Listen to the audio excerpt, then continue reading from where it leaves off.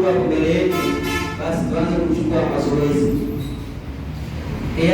Kiwe kirefu, adhkari za usiku tutumie usiku sasa hivi, ili ikifika ile siku yenyewe basi uwe na nguvu ya kuweza kuendea usiku ule, usijekuwa mvivu. Ni usiku kwa kwamba umesahaulika na watu, kwa sababu watu wanaishi na mazoea. Sasa hivi hatuishi kwa kanuni, tunaishi na mazoea, na maadamu ni mazoea, Mwenyezi Mungu Subhanahu wa Ta'ala kutubatiliza hapa kwenye mazoea. Mazoea yanatufikisha mahali kwa dharau ibada. Mazoea yanatufikisha mahali kwa kuweza kuacha ule umuhimu wa mambo, kiasi kwamba tumegeuka hata katika swala. Mtu anaosoma katika safu unamwona kabisa kama magilimu, na hata anawazungumza wanafiki wasema kwamba utaona katika swala, idha qamu ila salati qamu kusala. Unaona kabisa sasa katika swala wanasimama aliyekuwa ni wavivu. Na haya kama hiyo usiishie katika swala, tena pale na ile hata katika kufunga, utaona wanafunga wanafunga kivivu, kujilazimisha kwa taabu, tukafunga lakini analaumu, anaotumikia ile hali ya njaa na hali ya kiu. Utamwona akiwa ni mbivu katika zaka, hivyo hivyo anatoa zaka, akifika mahali asikia maulizo makali ya namna ya kwenda kununua maulizo makali, akaamua kutoa zaka. Baada ya kutoa zaka huwa analaumu, akisikia maulizo makali ya mtu ambao kama ni uwezo kwenda hija, akwenda hija atajaje nini na hivi, basi akienda hija mali inapokwenda kule milioni kadhaa, akirudi analaumu na kulalamika. Kwa nini? Kwa sababu tumeishi kwa mazoea. Mwisho wa siku ibada imekuwa ni sehemu ya mchezo, jambo la kawaida, thamani imekwisha. Na siku zote mwanadamu ndiye anayeshusha vitu thamani. Hata wanyama pori kule porini wanaonekana wana thamani na kuwekewa hifadhi na ulinzi, yaani mtu anaajiriwa kupita wanyama tu, na mwenyewe anasema mimi ni askari wa wanyama pori. Wale wamekuwa thamani wanyama wale za mwanadamu, lakini mmoja na hiyo mnyesima kwamba thamani wanyamaza huwa wanadamu, bado mwanadamu hachukui thamani ile aliyopewa na Mwenyezi Mungu kumrejeshea shukrani kwa kumwabudu. Yote hili kwa sababu nini? Ya mazoea. Ondosha mazoea sio katika uwajibikaji. Mwanadamu hapimi katika ibada zake kwa sababu ni ya wingi wa kuswali. Huwa anapima mwanadamu katika ibada zake kwa namna ya matokeo yake.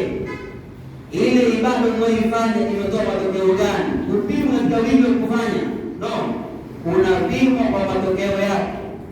Allah aliposema inna salata tanha anil fahsha'i wal munkar, matokeo ya swala unayoswali ndio yanayopimwa, sio huduma za swala. Huduma za swala ni wajibu, ni lazima huduma za swala, lakini kinachopimwa sio huduma za swala, kinachopimwa ni yale matokeo. Je, hii swala tano moja katika malengo ya swala ni kutoa wewe na kukana na machafu.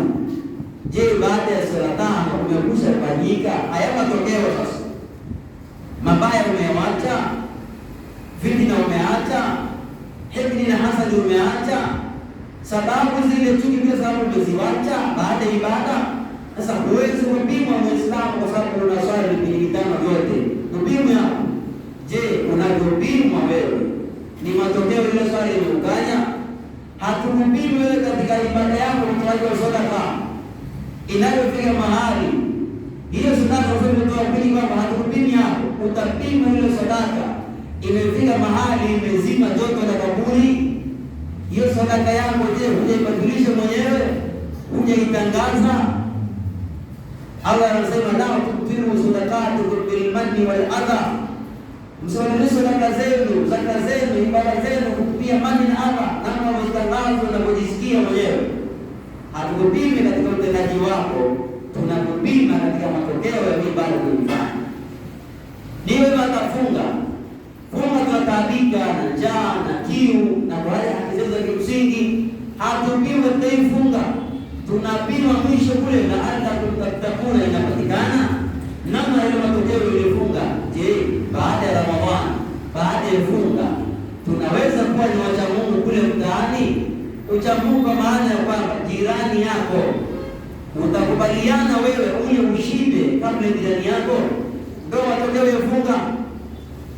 Na Mtume anasema hata kuwa ni muumini wa kweli, hata kamilika imani muumini, hali ya kuwa anashiba, ndani yake ana njaa. Sasa funga kama inaonekana sasa hivi kwamba unaweza kumpa jirani yako chakula para kufutarisha pale, hiyo funga yako hiyo tutaipima baada ya Ramadhani itakapokuwa imalizika, namna huyu jirani anavyofaidika na wewe. Baada ya Ramadhani tukuone unavyohudhuria sasa, unavyobaki msikitini.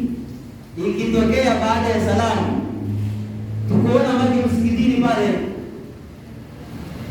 ndio maana la'allakum tattaqun, ili iwe ni sababu ya kuweza kufikia ucha Mungu. Ni nyinyi mwajibike katika swala la ibada ya funga, na ili tuwajibike hapo tukue kwa imani na ihtisaba. Tukipata huo usiku ipatikana, maana usiku huo kupata na taabu, kwa sababu ni wakati 10 na mwisho ambao watu tumechoka. Lakini pia vile vile unahangaikia usiku ambao kama Allah anasema uhillat lakum laylata siyam rafathu ila nisaikum, mmehalalishwa nyinyi usiku wa Ramadhani ambao kwamba usiku ule ni halali kwa wake zenu. Usiku ambao kwamba ni ruhusa kwa majambo nyinyi waweza kutafuta. Sasa kwa sababu ni harakati za kutafuta ucha Mungu, wakati ni siku ambayo kama ni muhimu mno, sababu kusamehewa madhambi ni mtu kubaki msafi. Mtu kubaki msafi ni kufungua ukurasa mpya wa utendaji mema. Leo wakati ni usiku ushakuwa ni msafi, Allah anaweza kusamehe madhambi yako, kufutia madhambi yako.